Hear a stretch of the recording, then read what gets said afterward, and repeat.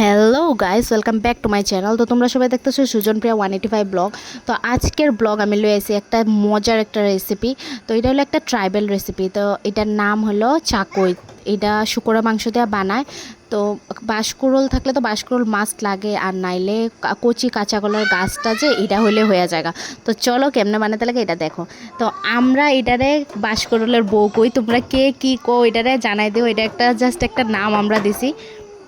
এখানে আমার বাঁশকুড়ুলটি কাটা হয়ে গেছে। তারপর আমি একটা থালার মধ্যে সাইডে করে রেখে দেবো। এটার মধ্যে অন্য কিচ্ছু মশলা লাগে না, শুধু লাগে কাঁচামরিচ আর আদার পেস্ট। ফুললি পেস্ট করবা না, হাফ হাফ একটু পেস্ট করবা, আমি যেভাবে করছি। তো যখনকে কড়াইটা গরম হয়ে যাবো, কড়াইয়ের মধ্যে কিছু তেল দেবা না, ডাইরেক্ট মাংসটা দিয়ে এটা ভালো মতন ভাজা, লাল লাল করে ভাজতে হইব। আমি যেভাবে ভাজছি, অল্প একটু লবণ দেবা, বেশি লবণ দেবা না, কারণ পরে দেওয়া নিলে লবণ কটা হয়ে যাবে। তেলে এটা যখন ভাজাটা হইব তারপর দিবা বাঁশকুড়ুলটিও ভালো মতন ভাজা। এটার মধ্যে একটা মেন জিনিস যেটা, এটা হলো খাওয়ার সোডা। এটা দিলে যে মানে ফ্লেভারটা আয় অনেক টেস্টি, আর বাঁশকুড়ুল আর মাংসটা অনেক নরম হয়ে যায়। তো তারপর আমি ঢাকা রাখছি অনেকক্ষণ। ঢাকার পরে আমি দিছি জল দিয়া।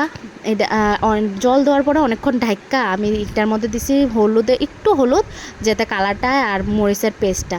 তো এটার মধ্যে মেন জিনিস হলো গিয়ে চালের বাটা। তো আমি এখানে চালের পেস্টটা করে লইছি মিক্সচারের মধ্যে। চালের এটার যদি না দাও তাহলে এটা খাইতে কিচ্ছু স্বাদ হবে না, ফ্লেভারও হবে না।